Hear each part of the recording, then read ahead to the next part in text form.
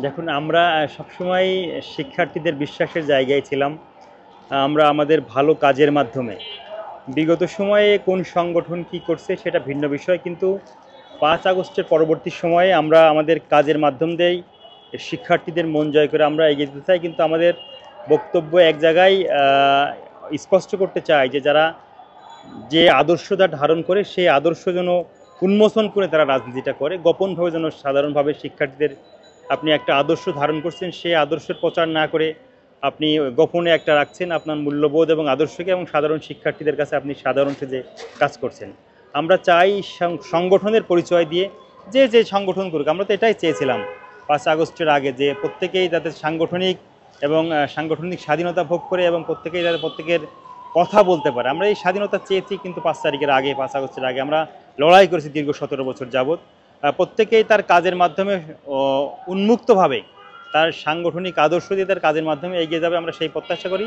আমরা ছাত্র দল যেমন ওপেনভাবে আমরা সকল কার্যক্রম করি, আমরা পরিচালনা করি। অপরাপর যে সংগঠনগুলো আছে যাদের বিরুদ্ধে ব্লেম আছে, যারা গুপ্ত রাজনীতির বিষয়টা, তারাও যেন ওপেন হয়ে রাজনীতিটা করে যে আমি এই সংগঠনের প্রতিনিধিত্ব করছি, আমি ওই সংগঠনের প্রতিনিধিত্ব করি, সেটা সাধারণ শিক্ষার্থীর জন্য আরও ভালো হবে। আমরা মনে করি সাধারণ শিক্ষার্থীরা সবসময় বাংলাদেশ জাতীয় দল ছাত্র দলের সাথে ছিল, এবং আমরা আমাদের কাজের মাধ্যম দিয়ে ইনশাল্লাহ আমরা সাধারণ শিক্ষার্থীদের মন জয় করব। ফ্যাসিবাদী আমলে দীর্ঘ 6 মাস 27 দিন কারাভোগ করেছি, এবং আমি শুধুমাত্র আমরা একাই নয়, ছাত্র দলের প্রত্যেকটি নেতাকর্মী জেল জুলুম হামলা মামলার শিকার হয়েছে। এবং ক্যাম্পাসে আমরা গণতান্ত্রিক যে চেতনা, যে মূল্যবোধ ধারণ করতাম, আমরা যে বিরোধী দলের রাজনীতি করতাম, এটাই বেসিক্যালি ছিল আমাদের উপর জুলুম নির্যাতনের একটা অন্যতম কারণ। ছাত্র দলের প্রত্যেকটি নেতাকর্মী যাদের এই বিগত 17 বছরে আমার মনে হয় না আমাদের ছাত্র দলের যত কর্মী আছে কেউ জেল খাটেনি এমন কর্মীর সংখ্যা খুবই কম, কারণ আমি মামলা হয়নি এমন সংখ্যা খুবই কম। অসংখ্য ছাত্র দলের নেতাকর্মী গুম হয়েছে, খুন হয়েছে, এবং বিগত জুলাই আগস্টে যে আন্দোলনটা হয়ে গেল, ছাত্র দল একক সংগঠন হিসেবে 142 জন ছাত্র দলের নেতা কর্মী শহীদ হয়েছে। আমরা মনে করি সংগঠন হিসেবে এটা সর্বোচ্চ শহীদের সংখ্যা। তো আমরা সবসময় গণতান্ত্রিক মূল্যবোধের যে বিষয় চর্চার বিষয়টা, মানুষের বাক স্বাধীনতার বিষয়টা, গণতান্ত্রিক ধারা অব্যাহত রাখার যে বিষয়টা, শহীদ প্রেসিডেন্ট জিয়াউর রহমানের আমল থেকে দেশনেত্রী বেগম খালেদা জিয়া এবং এখন আমাদেরকে নেতৃত্ব দিচ্ছেন বিএনপির ভারপ্রাপ্ত চেয়ারম্যান তারেক রহমান, আমরা সবসময় গণতন্ত্রে বিশ্বাস করি, গণতান্ত্রিক চর্চায় বিশ্বাস করি। এই গণতান্ত্রিক চর্চার জন্যই কিন্তু আমাদের উপরে এই বিগত ফ্যাসিবাদী আমলে কিন্তু ছাত্রদল সবথেকে ছাত্র সংগঠন হিসেবে সবথেকে বেশি নির্যাতন, হামলা মামলা, জেল জুলুম, গুম খুনের শিকার হয়েছে। এবং আমরা আমাদের আদর্শ থেকে আমরা কখনো কিন্তু বিচ্যুত হই নাই। আমরা আমাদের গণতান্ত্রিক যে ধারা এবং বাংলাদেশ বিনির্মাণের যে সাম্য মানবিক বাংলাদেশ আমরা বিনির্মাণ করতে চাই, সেই ধারা আমাদের অব্যাহত আছে।